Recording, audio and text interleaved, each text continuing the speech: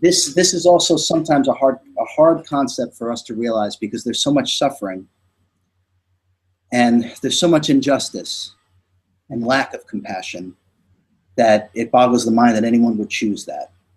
Right. Well, there's another way to look at that too, Simon. The way to look at it is that you can only know joy, you can only know happiness, and you can only know compassion by experiencing the opposite. Right. And that only exists in physical reality. When we're out of our body, pure thought we experience. It's immediate, right? Because there's nothing to hold. We're pure energy and we're everywhere all at once. But to go back to what I said, why would anyone choose suffering? Why would anyone choose to experience injustice? Well, one reason people choose that is so someone else doesn't have to experience it. That's one reason. If I am suffering, Simon, and there are people that witness my suffering, and they connect with that suffering, and they understand that suffering, not have the knowledge that I'm suffering, but understand it. Because understanding is knowledge plus sympathy and empathy. And when someone else can understand my suffering, they don't have to experience that exact same thing literally for themselves, because they are experiencing it with me. And there are so many brave souls that have decided to come here and have an experience where maybe what's first and foremost is suffering, is injustice, is a lack of compassion. And it's so we can learn and know that we don't want this anymore. We're not interested in this anymore. We're not interested in having this experience ever again. We're not interested in seeing this experience ever again. And the only way to know compassion and love is to experience a lack of love and a lack of compassion. And so these people that are suffering, Simon, they are the great teachers. They are the great teachers for all of us. If we just open our eyes and see, we don't ever have to have these type of experiences again. No one will ever reincarnate or experience and come down here to have an experience of suffering again. This is how we can get past it. And by having the understanding that people are suffering, having this understanding, we raise our own awareness. And as we raise our own awareness, those around us, their awareness raises. Their frequency raises, our frequency raises, and we pull ourselves up and we pull ourselves out of all the modes that tie us into ego, all the modes that create the ego, all the modes that create limitation.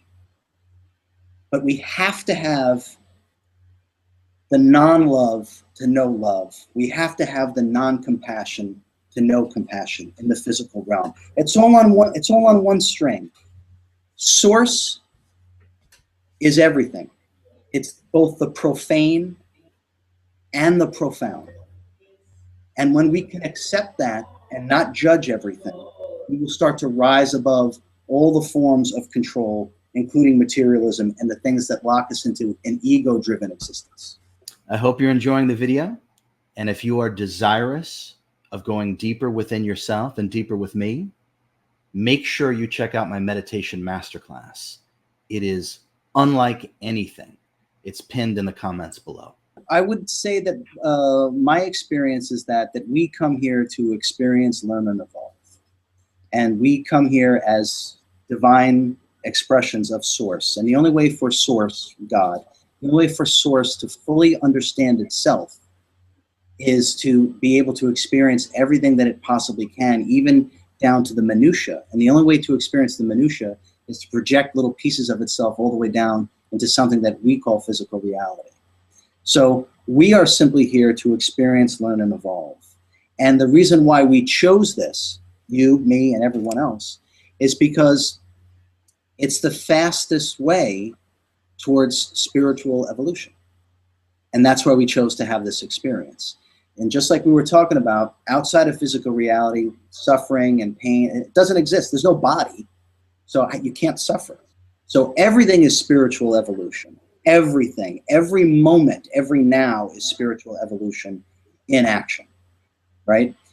We are spirit, we are energy, and it's the projection of energy and sentience down into this frequency where a human body can actually form. And then we have this experience because you can only have physical experience. And now I'm starting to think when you say down here, up here, everything is everywhere all at once. So it's a big misnomer to talk about up here and down here. Exactly. Everything is everywhere all at once.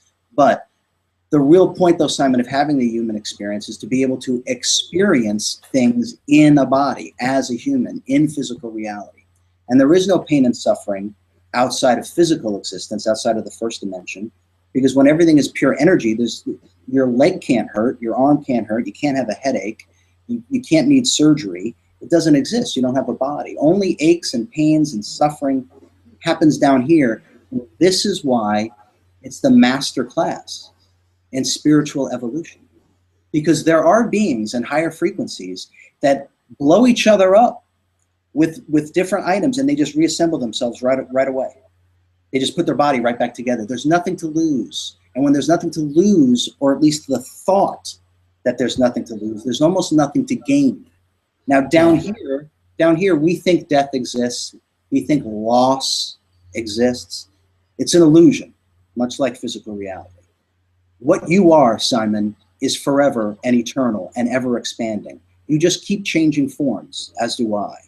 The piece of your higher self that is right here in you right now is forever and eternal. What's surrounding it is just a suit. It's just like a diving bell that you would need to go down to the bottom of the ocean to experience the bottom of the ocean. We need a body to experience the heavier, denser frequencies. We actually need a body. So that's why we come down to experience that, and that's how we experience that. And by the way, this happens on the third dimension. We project down from the third dimension. There's 12 dimensions. That's where reincarnation actually takes place, from my experience, right? This is just my perception. I think the most important thing, I know this is like where this is coming from, but I'm just gonna say, I think the most important thing is to realize that everything is choice. Every thought that we have, every experience that we have is a choice. And we can choose to be in joy. We can choose to experience happiness. We can choose to be compassionate. Right. And if we just do that, the world changes in the blink of an eye. Right. Everything is literally a choice. And it's our thoughts and feelings are the filter for our experiences. And we can have an experience and we can choose certain thoughts to associate or filter that experience. Or we can have an experience and choose certain feelings to associate or filter that experience. But thoughts and feelings aren't within us. We reach out for thoughts and feelings, literally. And that's why everything is a choice. Everything is a choice. Most people are making their choices through their belief systems. And it's the reason why they continue to suffer, or they're looking or having expectations of a certain result, and they're not getting it because they're making their choices through a belief system. And it's when you let go of belief systems and you realize that nothing in and of itself has any meaning whatsoever. Existence itself is a blank slate, and we can populate it with whatever experiences we like, and we can populate it with whatever thoughts and whatever feelings we like once we let go of belief systems and we simply just experience. And it's a blank slate. And we tend to label things. Well, this was good, this was bad. There's no such thing as absolute good, absolute bad, absolute right, absolute wrong. There's only what works and what doesn't work in terms of what you're trying to achieve. As an individual. Everything else is relative, right? Everything else is relative. And if it's relative, there's a safe bet it has to do with some form of belief system. You go to one country and what's right and wrong there is different than this country and so on. There's no absolute right or wrong. I hope you enjoyed the video. Now, if you are desirous of more of the real you and less of your conditioned, agitated mind, if you know that you can create a life that you're not leading right now, but you know you can, check out my meditation masterclass. It's pinned in the comments below.